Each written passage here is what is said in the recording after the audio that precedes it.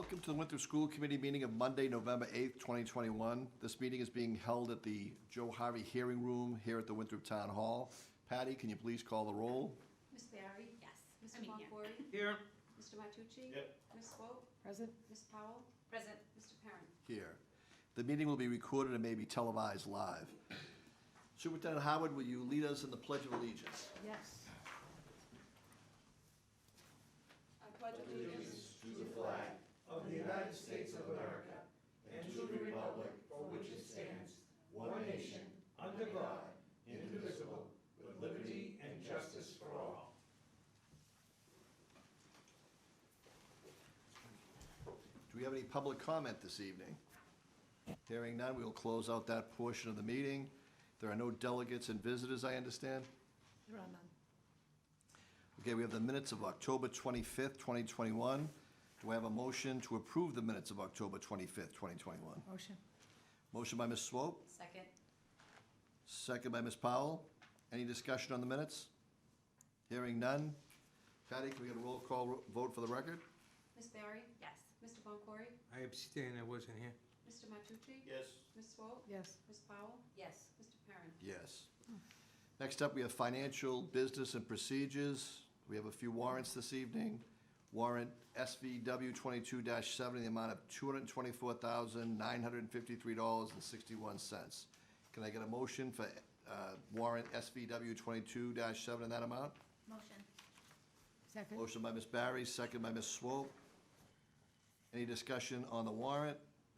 Hearing none. Patty, can I get a roll call vote, please? Ms. Barry? Yes. Mr. Boncory? Yes. Mr. Matucci? Yes. Ms. Swope? Yes. Ms. Powell? Yes. Mr. Perrin? Yes. Next up, we have a payroll warrant, SVW 22-8, in the amount of $822,239.28. Can I get a motion for payroll warrant SVW 22-8 in that amount? Motion by Mr. Matucci, Second. seconded by Ms. Powell. Any discussion on the payroll warrant? Hearing none. Patty, can I get a roll call vote for the record?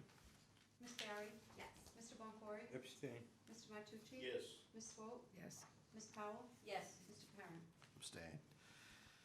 Next up, we have another payroll warrant, SVW 22-9, in the amount of $812,900.33. Can I get a motion for payroll warrant SVW 22-9 in that amount? Motion. Motion by Ms. Barry, Second. seconded by Mr. Matucci. Any discussion on the payroll warrant? Hearing none.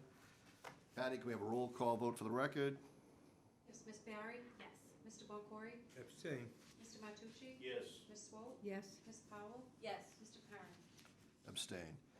Last financial business for the evening is the payroll warrant SVW 22-10 in the amount of $880,871.17.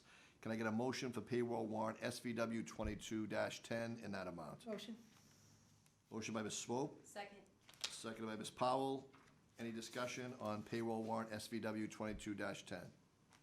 Hearing none. Patty, can I get a roll call vote for the record, please? Ms. Barry? Yes. Mr. Boncory? Abstain. Mr. Matucci? Yes. Ms. Swope? Yes. Ms. Powell? Yes. Mr. Perrin? Abstain. I don't believe we have any budget transfers this evening. No, at this moment, we do not. Okay, moving on, we have buildings and grounds. I don't see any listed. Next up is general functions. We had a subcommittee meeting this evening. Ms. Powell, you are the chairman of that committee, if you'd like to bring everyone up to speed. Yes, so we voted tonight on a proposal that would decrease the cycle of, would increase the cycle of Cory checks. So instead of having them every 3 years, we would have them every other year.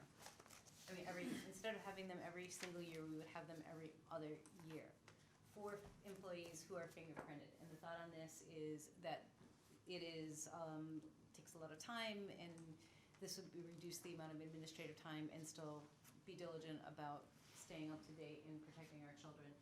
Those who are not fingerprinted volunteers would still be Cory checked every year. The state requires us to do every 3 years, and we currently are doing every year for everybody. So does that come up tonight, or that'll be on the next? I believe it comes before the committee, the next meeting. for a vote, once we see it in writing, and then it'll be read, first reading. Okay, superintendent's report. I'm Yes. sorry, are you finished with the I am finished, Okay. thank you, unless there are any questions.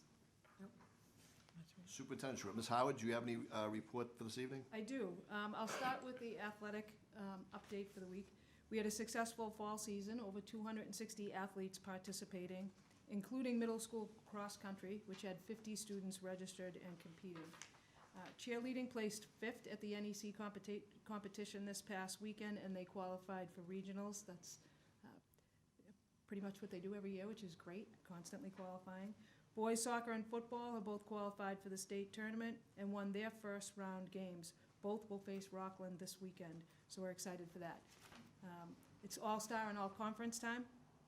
So we have a number of students in golf. We have Connor Murphy, he was voted all-conference, and Nico Babine voted an all-star. Girls soccer, Mia Martucci as an all-star, and Summer Talent as an all-star.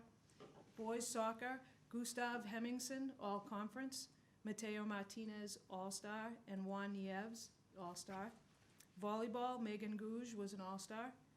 Football won't be announced until the 29th, so we'll come back with that when we get those.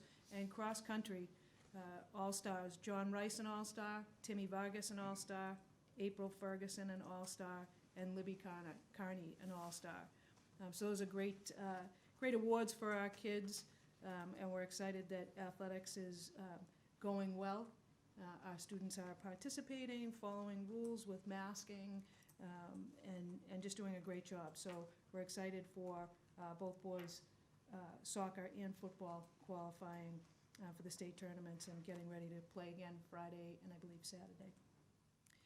We ran, the town of Winthrop ran a pediatric Pfizer COVID clinic on the 6th for students, children ages 5 to 11. Worked closely with Meredith about getting that information out to the community by sending through our all-call system, through our Blackboard Connect system, a message to all those families with a link to sign up for that COVID clinic, and it filled up relatively quickly. I'll be talking to Meredith this week to see if they're going to be getting vaccinations in to do a second clinic, but the report was that it went well. We did not house that clinic in a school very purposefully.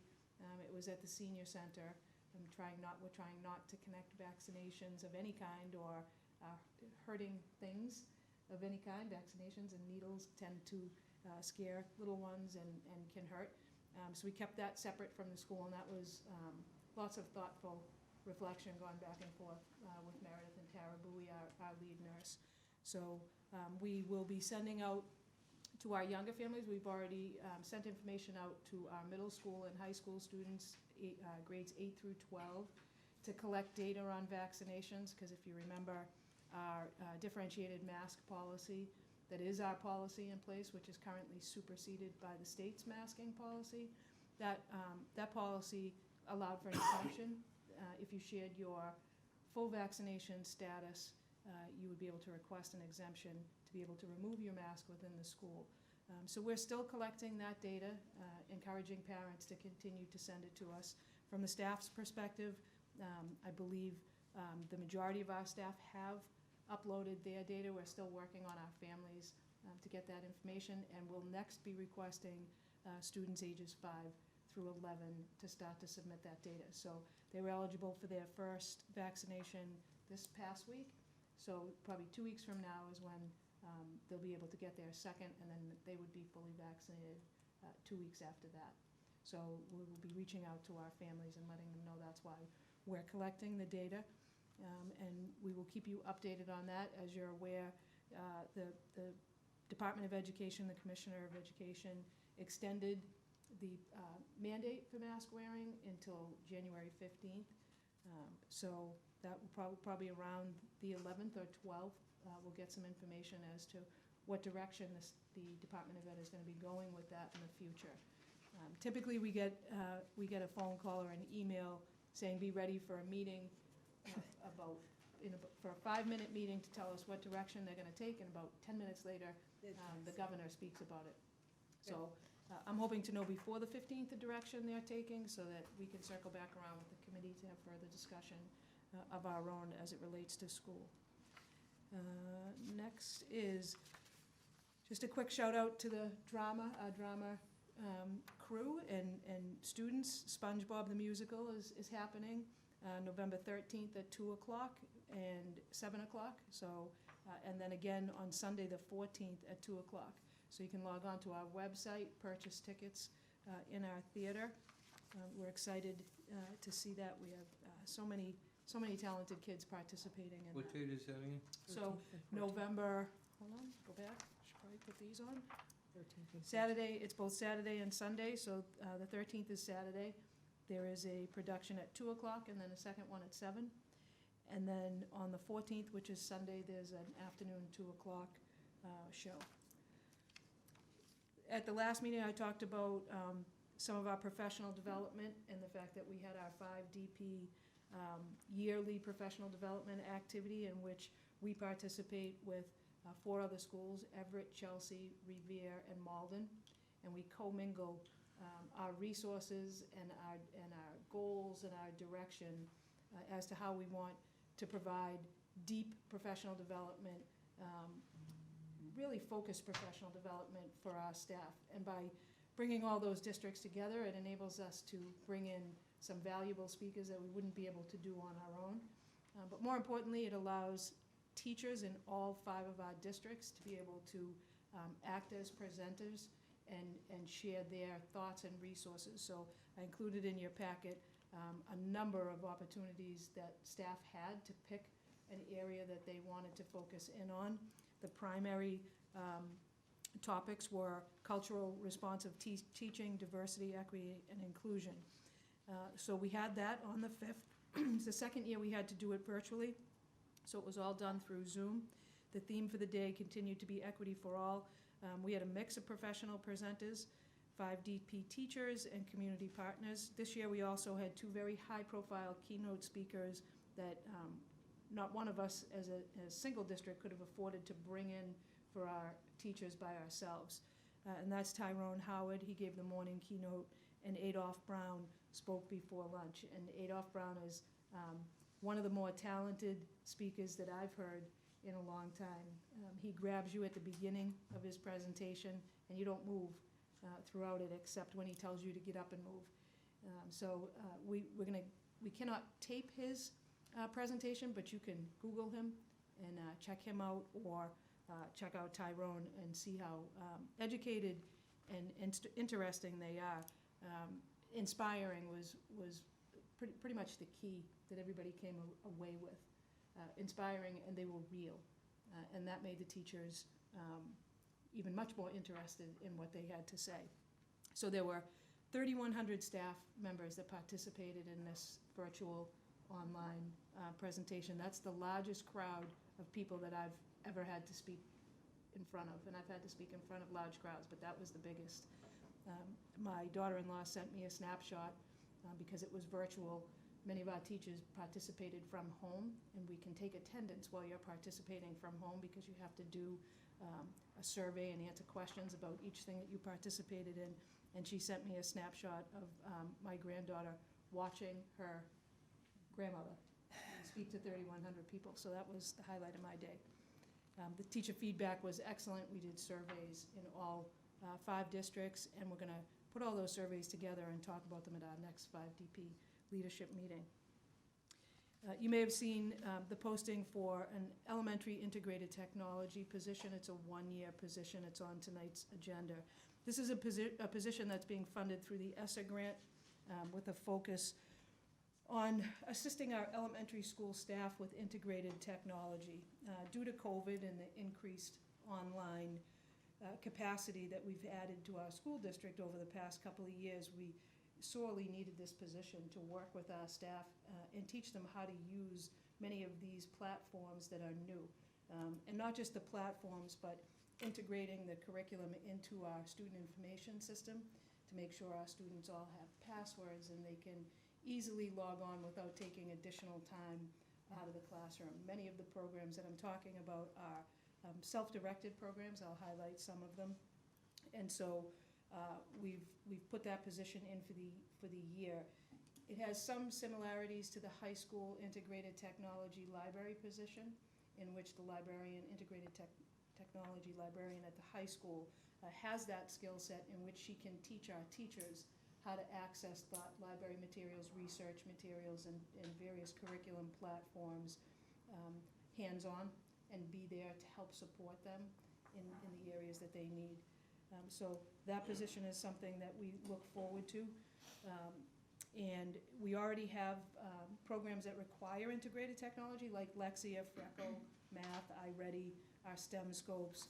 But programs that were added this year that are sort of a new learning curve for us are some very strong programs that we put in place after anywhere from 6 months to 14 months of investigation with our teachers at various grade levels, looking at our reading, math, and our literacy programs, and trying to find the best fit for the students of Winthrop based on data, and data, not just MCAS data, but data from our ongoing benchmark testing that we do with our students. So Renaissance Star Math for grades 2 through 8, Renaissance Star Reading for grades 2 through 8, Clever, which is the platform that houses all the K to 8 curriculum links, and then one program that I'm learning about a lot, I participated in some of the research as to why this might be a good fit for our 3rd to 5th grade, is illustrative math through LearnZillion.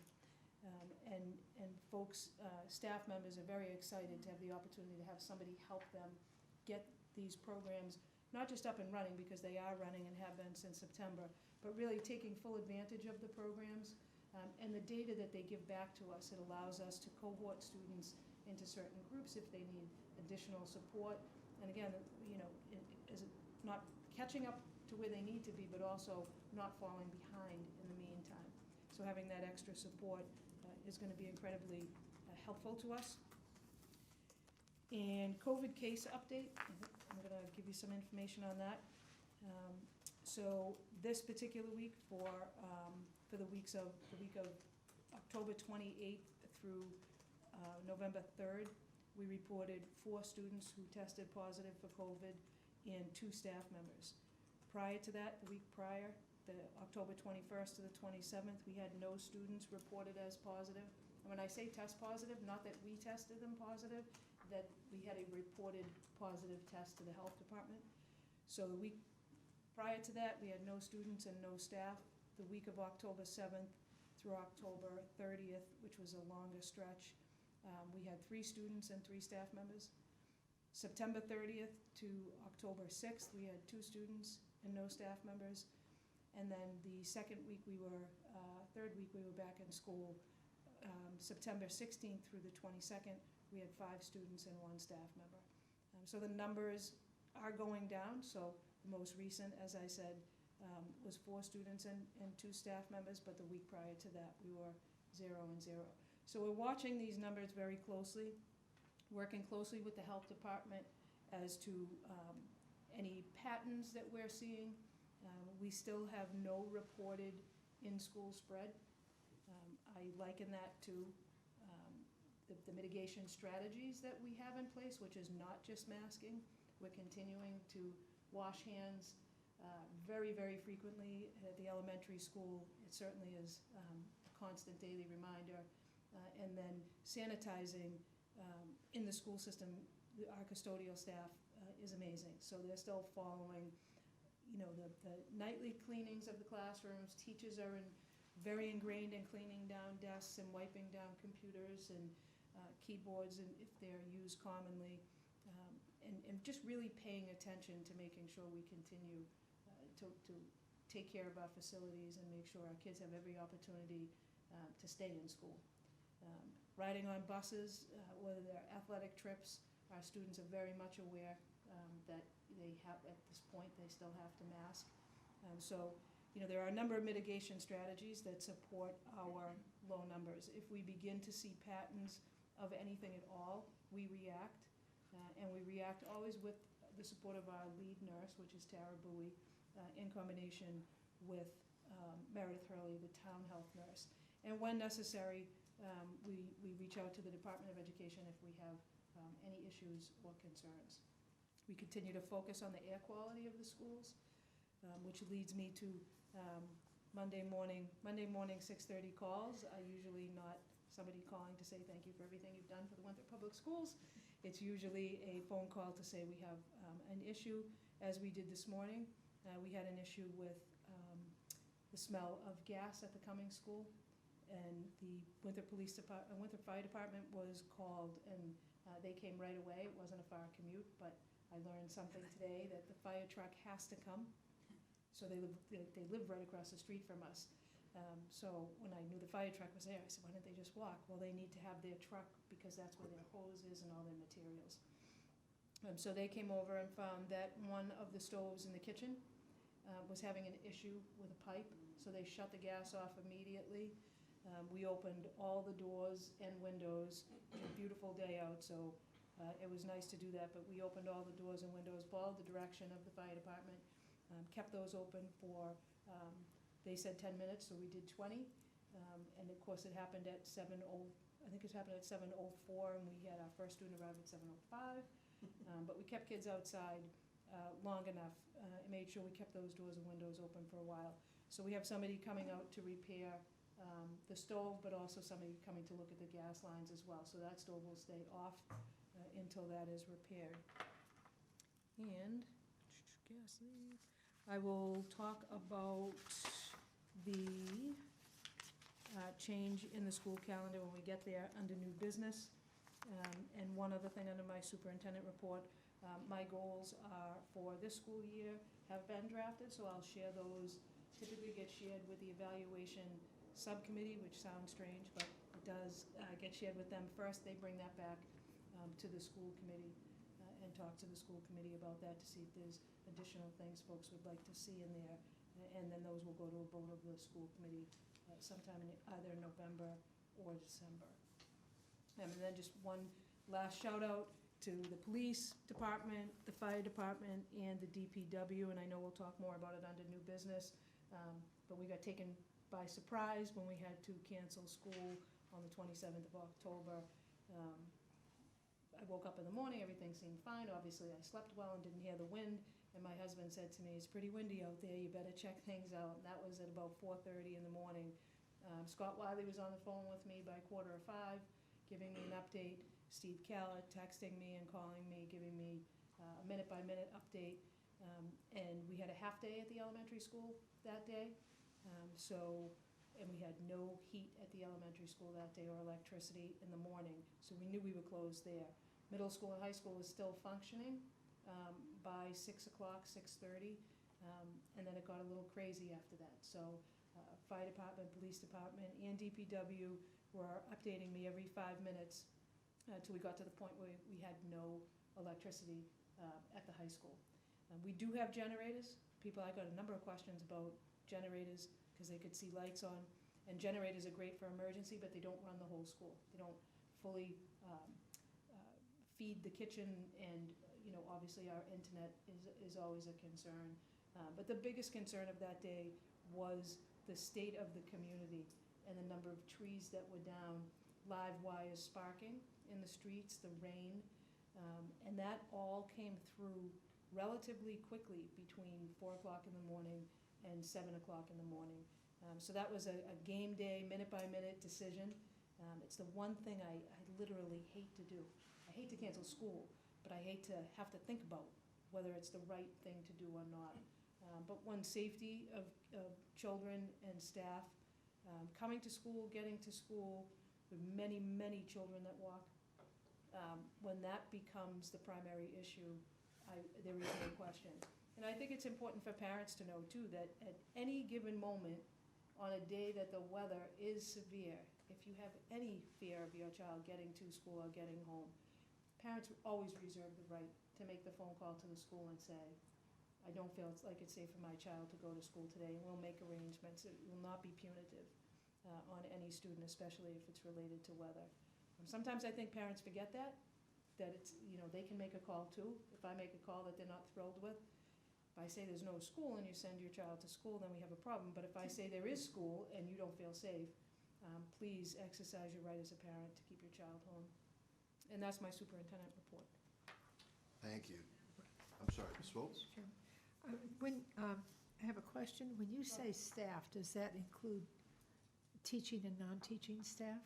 Well, it depends what you're talking about. Oh, COVID, I'm sorry. When you were reporting COVID So cases? that's all of our staff here within the Winthrop Public Schools, people that work here in any capacity. So how many of these staff were teachers? Off the top of my head, I do not know. Well, I mean, there, I mean, there's such a small number, 2 or 3. Right. So I'd have to go back and look week by week. But I do know, so in the case, we've had a total of 3, 4, 5, 6 staff members. I would say at least 4 of those were teachers. So does this mean for the class, the students that are in that class, are they then tested every day for 7 days or 10 days? So yeah, it depends upon, so we have a pretty rigid close contact protocol that we follow, Right.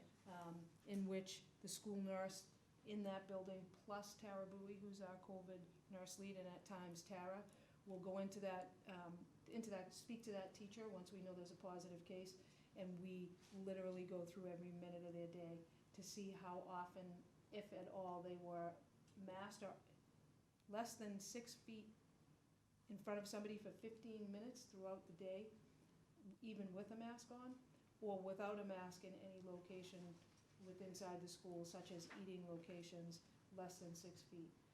And then they determine who of the people that they were around were close contacts.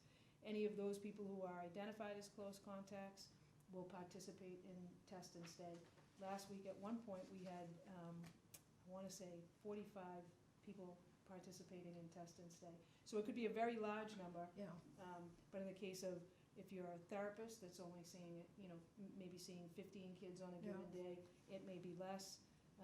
If you're the computer teacher and you're not standing on top of kids for more than 15 minutes, it would be less. So it's a relatively large but very strict questionnaire that they go through with the staff. Yeah, I was just thinking, if it's an elementary school teacher, with the lower grades, I would think that would involve more kids because she's in that classroom. Yeah, it could, it just depends upon how that's why we let the nurses do that contact tracing.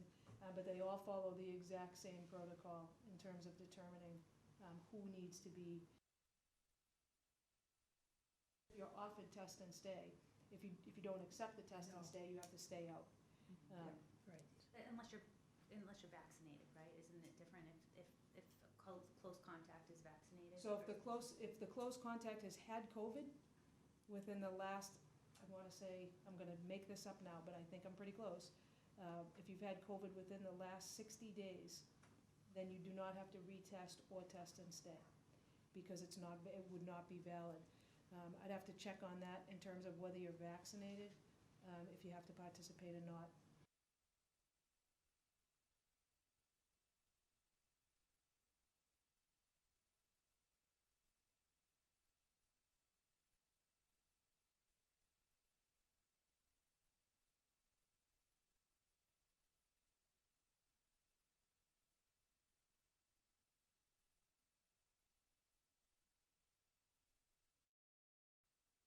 vaccinations this month.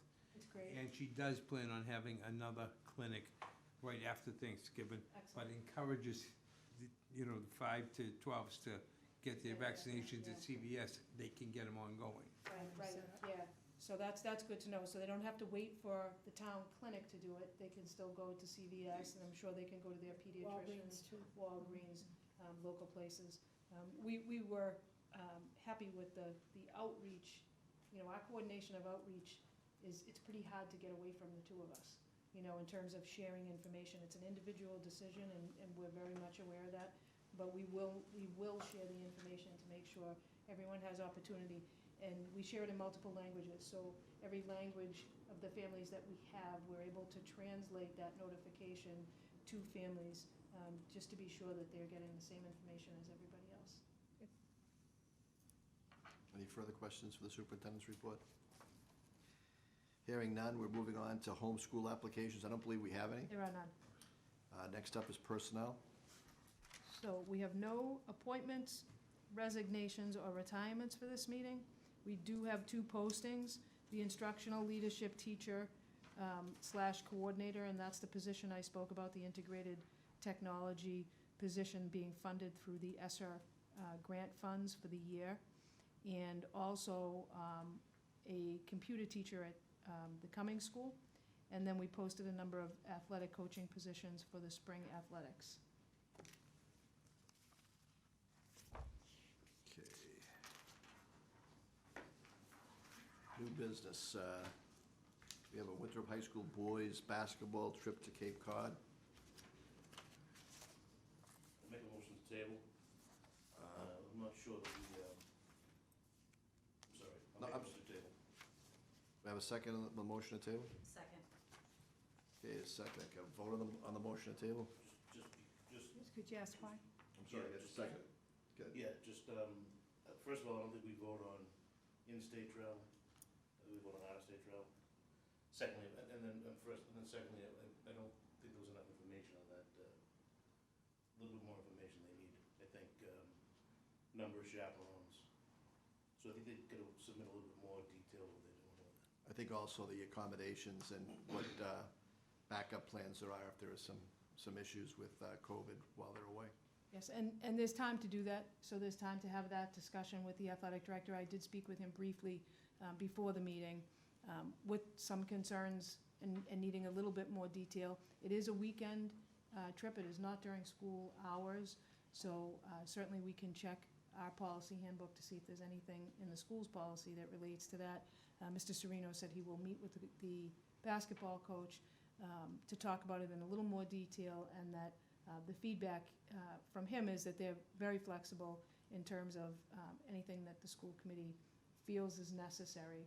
I certainly will involve Tara Bowie in that conversation, as well as Meredith, and have further information.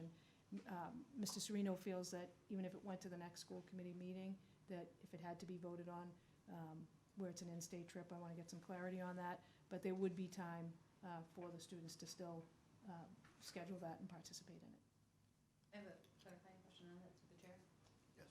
Do we, as a school, provide any resources for that in terms of transportation or So, funding? yes, they take, for a trip such as that, they would take the athletic vans so that it wouldn't cost beyond the cost of gas. The coaches are 7D certified, so those are the coaches that would drive those vans. And Athletic Director Serino said they're pretty flexible in terms of whatever the committee would need to support having that trip. But they do understand, given the times we're in, it may not be attainable, but they wanted to have it on the radar to see what else folks needed in terms of information. And now again, to see if we even need to approve that. We would need to approve the use of the vans at the very least, and the coaches driving those. But I believe that's something that I can do without school committee approval, if that's it. So if we could bring that back for the next meeting with the information, Yes. we can vote on that. Okay, we next have an anticipated vote to approve a calendar change for the Arthur T. Cummings School. Superintendent Yes. Howard, can you explain I can. the reasoning? I can. So, as I talked about earlier, the October 27th unanticipated cancellation of school. The elementary schools were a half-day on that day for the purpose of parent-teacher conferences. So canceling school, they lost the opportunity for the parent-teacher conferences. Whenever you cancel a day of school, you have to make that school day up. The school committee has voted a calendar prior to this that allows us to have 5 snow days at the end of the school year. So initially, we were getting out of school on the 14th of June. That was going to be a half day for students and a full day for teachers, which is very typical in our calendar. We'll now be moving that to the 15th. So the 14th is going to be a regular full day. The 15th will be a half day for students and a full day for teachers. The request from Principal O'Leary and Danielle Tucker, who is acting principal while Eileen is recovering, was to, where they lost that opportunity, we looked at all kinds of different scenarios about being able, how could we make up those parent-teacher conferences? And the impact was giving up too many days of teacher instructional work together, so when they're doing their common planning, it was gonna take too many times, an average of about 15 to 16 families that they missed. So the request from both principals is to, we have a full day of school at the elementary level on November 17th, and they would like the school committee's approval just for the elementary schools to change that to a half-day. So we're not losing anything, because we're actually making up what was supposed to be a half-day as a full day. And so this would just be to change that day at the elementary only on the calendar from a full day of school for elementary to a half-day for the purpose of parent-teacher conferences. I'll entertain a motion to change the Arthur T. Cummings School calendar for that purpose. And in Gorman Fort Banks as well. And the Fort Banks, I'm sorry. Motion. Motion, Ms. Powell, Second. seconded by Second. President Boncory. Can I ask a question? Yeah, discussion. Okay, yeah. Does that give us enough time to communicate with the families and So stuff? we will Is do there- that, yeah, we'll do it first thing, we'll do that first thing tomorrow to make sure that the families are aware of that calendar change. I think it gives us, should give them enough time. I'm sure we'll hear if they don't. Any further discussion? I just think that it's important that we do that sooner rather than later to get those parents in, since we are already into November, and I think it's important for them to be able to meet with the teachers. That's true. Any further discussion? Hearing none. Patty, can we get a roll call vote for the record? Ms. Barry? Yes. Mr. Boncory? Yes. Mr. Matucci? Yes. Ms. Swope? Yes. Ms. Powell? Yes. Mr. Karen? Yes. Also, I would ask that we refer the open school committee position for Tino Capabianco to the town council through our president to post for the charter required 30 days and then schedule a meeting thereafter, joint meeting between the two, the school committee and the town council, to appoint a replacement for that position. I don't think we need a vote on that because I think that's spelled out in the charter. Is that correct, Mr. Boncory? Correct. So hopefully that'll be, begin to bear fruit the next week. Okay, moving on, we have no unfinished business. I'll accept the motion to adjourn. Yeah, just, can I just back up for just a real quick question for the Sure. for the superintendent? I saw that on our materials that you had the culturally responsive curriculum scorecard, Correct, which I read. yes. Does anyone do this well? Does anyone do it well? Yeah. I hope we do. That's the plan. No, I mean, it's- planning to do it well. Does anyone currently do it well? So, well, it's something that the Department of Education has recently required us to, in this format, to complete. We don't have to use this format. We've chosen to use the format to structure it and to put some validity and some really comprehensive data that we can collect and compare between all of our schools, so to do it the same way across all 4 schools. What we're doing is putting together teams of teachers who are voluntarily coming to the table to do this work. I say voluntarily, it's gonna be voluntary until we can't get volunteers. And then if we have to move to our, any of our COVID funding in order to get this work done, or other resources, other grant funding that we can use, but probably not COVID funding, but more curriculum grant funding, Title I monies that we can use to do the work. It's pretty intense and it takes It's- a long time. I mean, It is Lisa, much, it's very deep. It's very deep, and Very I deep. just don't know, I mean, I've read this, I think we would have a very hard time doing this immediately. I mean, this is going to take It's a lot of work. process, so it's not something, to look at curriculum, looking at curriculum for cultural responsiveness or anything else, whether it's, the curriculum reviews we just did regarding what's the correct math program for our students. It's not just looking at a book or a stack of papers that shows the curriculum. It's looking at what do our students need, and then what focus and direction are we taking? Are we looking at a language-based program versus not a language-based math program? And the collecting of the data. And just to review the math and reading curriculum, which is by DESE guidelines, you have to continuously look at your curriculum. It typically takes anywhere from, 12 to 18 months to really do a good review on curriculum when you're purchasing a new curriculum. This is about looking at our current curriculum that we're using and scoring it, ELA, math, and some other focus areas that we've chosen, and bringing groups of people together to really take a hard look at what we're using for reading and go through this curriculum scorecard that asks you very specific questions about the curriculum that you are using, just let's say for ELA in grade 5. And we're doing it by grade. We're taking it on as a project that we don't anticipate is gonna be done in a 2 or a 3-month period of time. But it will probably take a whole school year, if not a little bit more. But the end result of doing it in a focused manner, collecting the data and comparing the data to other grade levels, and doing it in a consistent manner, I believe will lead us to a much better outcome than just thinking that we do it, flipping through or sending out a survey, asking 4 or 5 questions. So we've just begun the process of doing this much deeper dive into the curriculum than we've ever done before.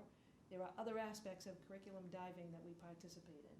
No, And that's sort of separate than this. This is more looking sort of at the cultural responsiveness of, for example, when you're looking at the authors of books that you use K to 12 in your reading, what do those authors look like? Are they specific to one population? Are they specific to, one race?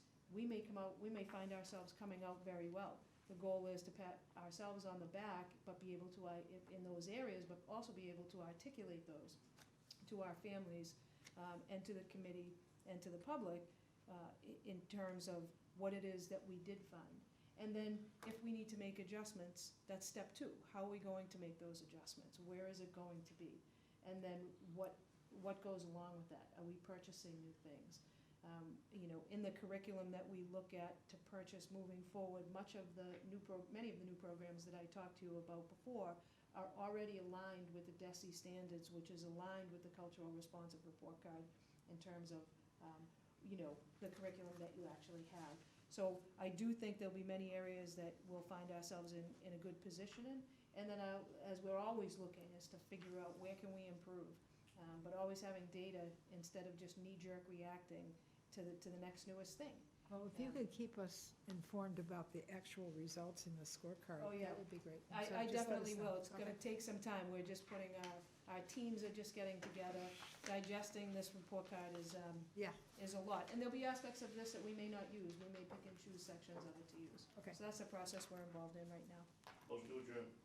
Motion, second. Motion by Mr. Martucci, second by Ms. Barry. Roll call vote, please, Patty, for the record. Ms. Barry? Yes. Mr. Boncory? Yes. Mr. Matucci? Yes. Ms. Swope? Yes. Ms. Powell? Yes. Mr. Parent? Yes. Thank you. Thank you. Thank you.